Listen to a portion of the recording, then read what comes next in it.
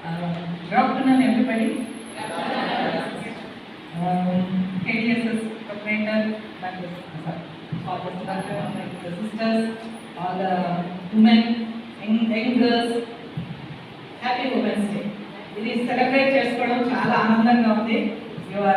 అదే మీతో పాటు ఉండడం కూడా మీకు కొన్ని ఆరోగ్య సూత్రాలు చెప్పడానికి నాకు ఇచ్చిన అవకాశం బట్టి కూడా I'm very thankful to this occasion. I invite my daughter, Dr. Manasa Priya.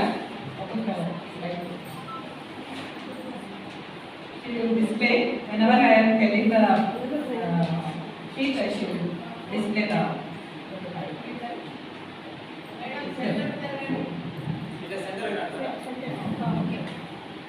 So, ఆడవాళ్ళు ఎవరంటే సగం ఆకాశంలో సగం అని ఇప్పుడే పాట పెడతారు కదా.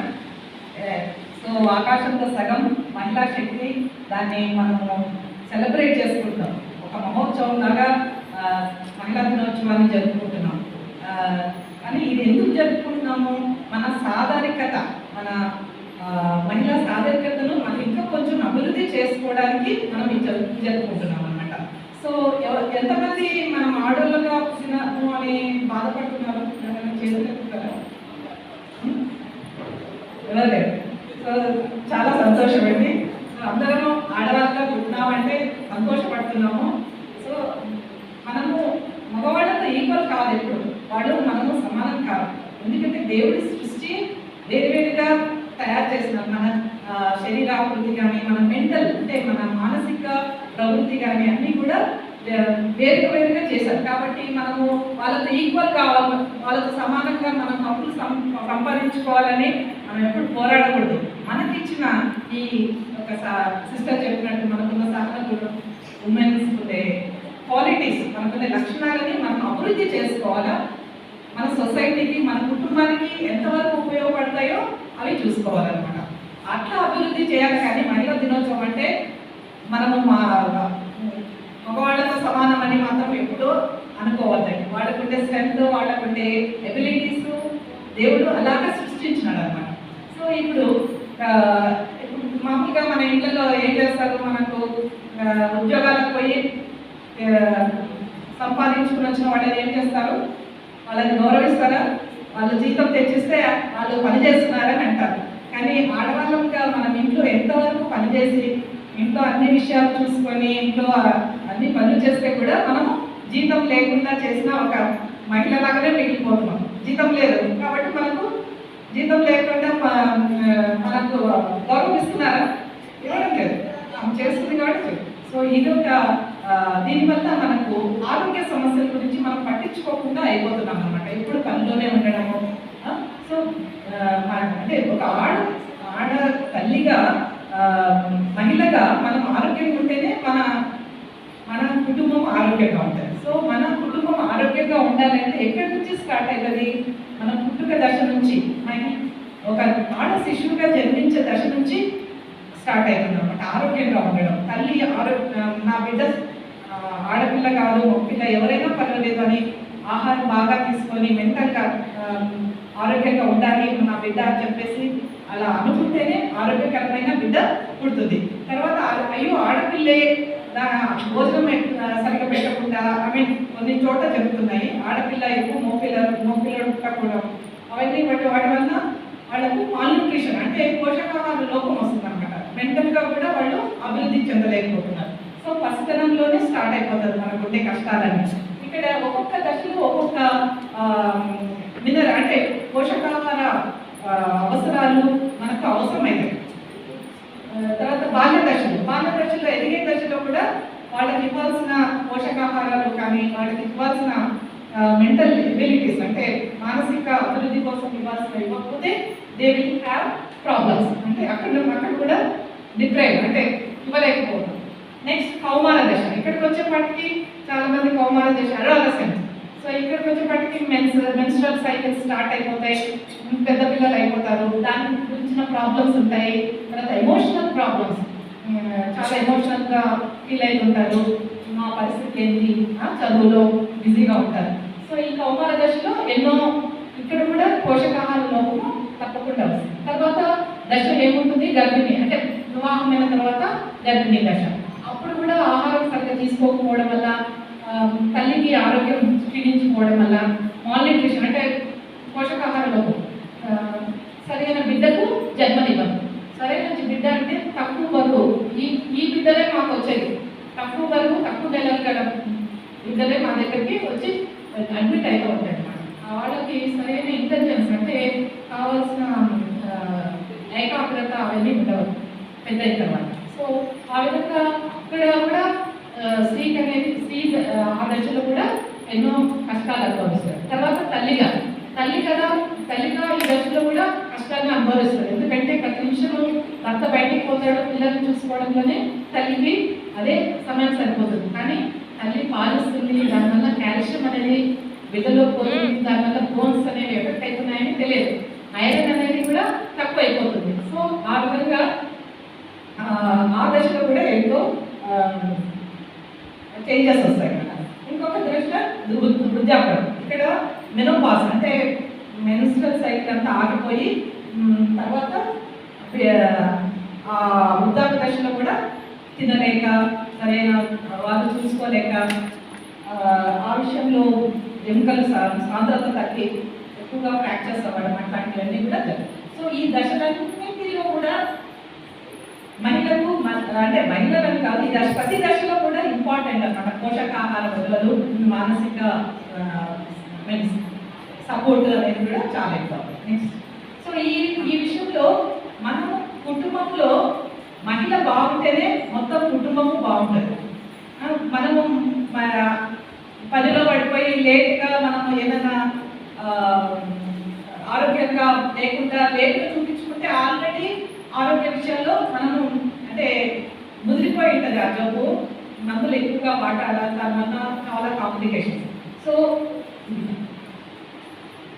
ఏ సమస్యలు వస్తాయో ఒక్కసారి గమనించుకొని ఆ ముఖ్యమైన సమస్యల గురించి, సో ఏ దశలో చిన్నప్పుడు వచ్చే దశలో వచ్చేవి వస్తాయి, తర్వాత మధ్య వయసులో వచ్చే దశలో ముఖ్యంగా గుండెకి సంబంధించిన వ్యాధులు వస్తాయి, తర్వాత బీపీ ఎక్కువైతుంది, తర్వాత ఒబేసిటీ వల్ల బీపీ, షుగర్ అనేవి ఎక్కువైతాయి. కాబట్టి ఈ సమస్యల గురించి మహిళలు పట్టించుకోవాలి. ఎందుకంటే ఇవి చాలా లేట్ చేస్తారన్నమాట. లేట్గా ఇప్పుడు హార్ట్ అటాక్స్ మహిళలకు ఎక్కువైతున్నాయి, అది గమనించుకోవాలి. తర్వాత నెక్స్ట్ వచ్చేది ముఖ్యమైనది బ్రెస్ట్ క్యాన్సర్ని మనము తప్పకుండా ఐడెంటిఫై చేసుకోవాలి. మనం స్వీయ పరీక్ష చేసుకొని ప్రతి నెల 25 ఏళ్ళు దాటిన వాళ్ళు ప్రతి నెల చేసుకోవాలి. ఎవరైనా ఇంట్లో ఆల్రెడీ బ్రెస్ట్ క్యాన్సర్ ఉన్న వాళ్ళకి తప్పకుండా స్క్రీనింగ్ చేసుకోవాలి. మ్యామోగ్రామ్ అంటారు. తర్వాత 45 ఏళ్ళ తర్వాత కూడా ప్రతి సంవత్సరము ఎక్స్రే తీపించుకోవాలి. మ్యామోగ్రామ్ ఎక్స్రే ఇప్పుడు మేము ఫ్రీగా పెట్టాం, మహిళా దినోత్సవం అని చెప్పేసి ఒమేగా హాస్పిటల్లో ఫ్రీగా మ్యామోగ్రామ్ పెట్టాం. ఎవరైనా అవసరమైతే చేయించుకోండి. అది మొదటి దశలోనే మనం ఐడెంటిఫై చేస్తే కంప్లీట్గా నయమవుతుంది. తర్వాత అయితే చాలా కష్టం. సర్వైకల్ క్యాన్సర్, ఇంకొకటి సర్వైకల్ క్యాన్సర్, అది వైరల్ ఇన్ఫెక్షన్స్ వల్ల వస్తుంది. కాబట్టి అది రాకుండా అందరూ ఈ కౌమార దశలో ఉన్న వాళ్ళంతా HPV vaccine, human papilloma virus vaccine అని ఉంటుంది. అది వేస్తుంటే ఈ క్యాన్సర్స్ అనేవి చాలా మటుకు తగ్గుతుంది. కాబట్టి మీరు ఈ వ్యాక్సిన్ వేయించుకోండి. 45 సంవత్సరాల వయసు వరకు వేయించుకోవచ్చు. ఈ సర్వైకల్ క్యాన్సర్స్ వచ్చిన వాళ్ళు చాలా ప్రాబ్లం ఉంది. నెక్స్ట్ ఇంకొకటి, మనం తినే ఆహారంలో సరైన ఆహారము కాల్షియం లేకపోతే ఆస్టియోపోరోసిస్ అంటే ఎముకలు గుల్ల మారిపోవడం, ఎముకలు ఏమైతే పల్చగా అయిపోతాయి. ఇది ఎప్పుడు 45 ఏళ్ళ తర్వాత. ఎందుకు? ఈస్ట్రోజన్ అనేది తగ్గిపోతుంది. మనకు ముట్టులు కంప్లీట్ అయిపోతాయి కదా, అప్పుడు ఈస్ట్రోజన్ అనేది తగ్గిపోయి ఆ విధంగా ఎముకలు గుల్లబారిపోతాయి అన్నమాట. సో ఇవన్నీ కూడా మనకు వచ్చే సమస్యలు. కాబట్టి మనం చేసుకోవాల్సిన చెక్ లిస్ట్ ఉంటుంది. ఆరోగ్య సమస్యల గురించి మొదట చెక్ చేసుకోవాల్సింది బీపీ, షుగర్, హెచ్పి, రక్తహీనత, బ్లడ్ కొలెస్ట్రాల్ తప్పకుండా చేయించుకోండి. Blood cholesterol, next calcium, vitamin D, ECG గుండె పరీక్ష, తర్వాత థైరాయిడ్ పరీక్ష. ఇవన్నీ అందరూ స్త్రీలు తప్పకుండా చేయించుకోవాలి. 30 దాటిన వయసున్న వాళ్ళంతా కూడా. తర్వాత స్పెషల్గా చెక్ చేసుకోవాల్సిన వాళ్ళు గర్భాశయ సర్వైకల్ క్యాప్స్బియర్ అంటాము. తర్వాత బ్రెస్ట్ రొమ్ము క్యాన్సర్ విషయంలో మ్యామోగ్రామ్ ఒక ఎక్స్రే ఉంటుంది, సపరేట్ ఎక్స్రే. గడ్డలు ఇంత చిన్న గడ్డ ఉన్నా కూడా కనిపెడుతుంది అనమాట. నెక్స్ట్ ఎముకల సాంద్రతను కూడా గమనించేది, గుండెకి సంబంధించిన కొన్ని ఎక్కువ అనేవి చూస్తారు. హార్మోనల్ ఎస్ఏ, తర్వాత సెక్షువల్లీ ట్రాన్స్మిటెడ్ డిసీజెస్ అంటే కొన్ని సంపర్కంగా వచ్చే వ్యాధుల గురించి. సో ఇవన్నీ కూడా మనము లేట్ చేస్తే అంత ఇదిగా సివియారిటీ ఎక్కువైపోతాయి, మందులు ఎక్కువగా తీసుకోవాలా, లైఫ్ స్పాన్ కూడా తక్కువైపోతాయి అన్నమాట. మామూలుగా ఆడవాళ్ళకి జబ్బులు ఎక్కువనా తక్కువనా? జబ్బులు ఎక్కువనా తక్కువ? జబ్బులు తక్కువే, లైఫ్ స్పాన్ ఎక్కువ కాదు. జబ్బులు తక్కువ కాదు, లైఫ్ స్పాన్ ఎక్కువ కాలం బతుకుతారు. కానీ వాళ్ళు క్రానిక్ డిసీజెస్ జబ్బులతో ఎక్కువగా బాధపడతారు. ఆర్థరైటిస్, కాళ్ళ నొప్పులు, గుండె జబ్బులతో. సో జబ్బులతో ఎక్కువ కాలం బతుకుతారు. ఎక్కువ కాలం బతికినా కూడా కష్టం, అన్ని ప్రాబ్లమ్స్. సో దానికి విరుగుడు అంటే కొన్ని మనము మన ఆరోగ్య సూత్రాలు కొన్ని పాటిస్తే కొన్ని మనము అది రాకుండా చేసుకోవచ్చు. మొట్టమొదటిగా మనం తినే ఆహారము, మనం దండిగా అన్నం తింటే దానికి ఒక నిండా తింటే సరిపోతుంది అనుకుంటాం, కానీ అన్నంలో తెల్లదనం తప్ప ఇంకా ఏమీ లేదు. సో ఇప్పుడు ప్రస్తుతానికైతే అన్నం తగ్గించి వేరే పదార్థాలు తీసుకోమని, అంటే వేరే ప్రోటీన్లు, మంచి సాచురేటెడ్ అంటే అన్సాచురేటెడ్ ఫ్యాట్స్ అట్లాంటివి తీసుకోవాలని చెప్పేసి మనకు ఇంట్లోనే ఆకుకూరలు, కూరగాయలు అవి ఎక్కువ తీసుకోమని చెప్తున్నారు. బయట ఫుడ్, జంక్ ఫుడ్ మాత్రం పిల్లలకి పెట్టకండి, మీరు తినకండి. ఓకే. ఐరన్ రిచ్, ఐరన్ ఉంటే అంటే మెన్స్ట్రల్ పీరియడ్లో మీకు ఐరన్ అనేది ఎక్కువ బ్లీడ్ అయిపోతుంది కదా, అందుకని ఐరన్ రిచ్ ఫుడ్స్, ఆకుకూరలు, కూరగాయలు అవన్నీ కూడా మీరు తప్పకుండా తీసుకోవాలి. ఇక్కడ పెడతామో మీరు ఒకసారి చూడండి పదార్థాలు ఏంటి, ఎలా తీసుకుంటే మనకు ఐరన్ అనేది ఎక్కువ అవుతుందని. నెక్స్ట్ కాల్షియం కాల్షియం కలిగిన పదార్థాలన్నీ కూడా తీసుకుంటే మన బోన్స్ అనేవి గుల్లబారిపోతాయి. సో కాల్షియం, పాలు, నట్స్, బాదం పప్పు ఉంటాయి కదా, తింటారు ఎవరైనా బాదం పప్పు? Very good, very good madam, thank you so much madam, is so active. So ఇవన్నీ కూడా మనము తీసుకోవాల్సిన ఆరోగ్య జాగ్రత్త. సో నేను ఒక 10 చెప్తాను, మీరు ఎవరైనా రిపీట్ చేస్తే వాళ్ళకి ఒక ప్రైజ్ ఉంటుంది. ఓకే, ఎవరైనా ఒక 3 మెంబర్స్. ఓకే, పొద్దున్నే మనం చేయాల్సిన, పొద్దున్న నుంచి సాయంకాలం వరకు చేయాల్సిన కొన్ని పనులు.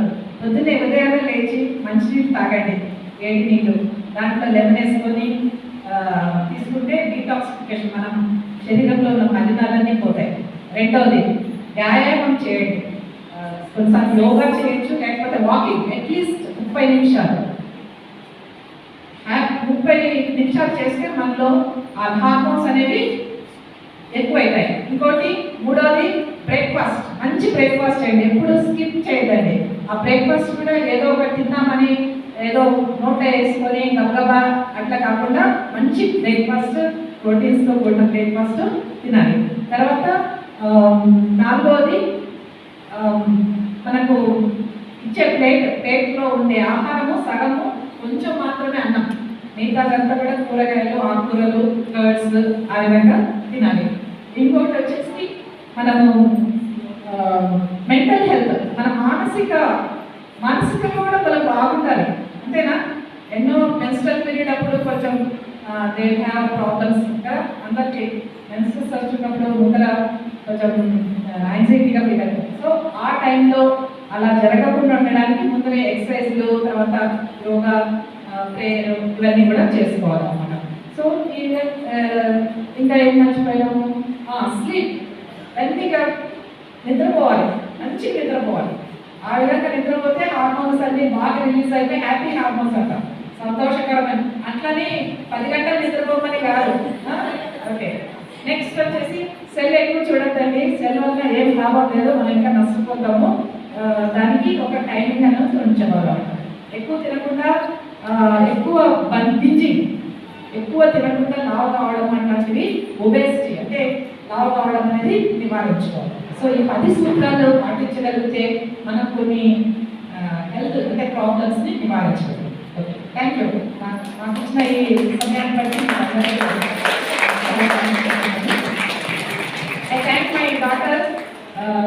ప్రియ ప్రిపేర్ చేసినందుకు.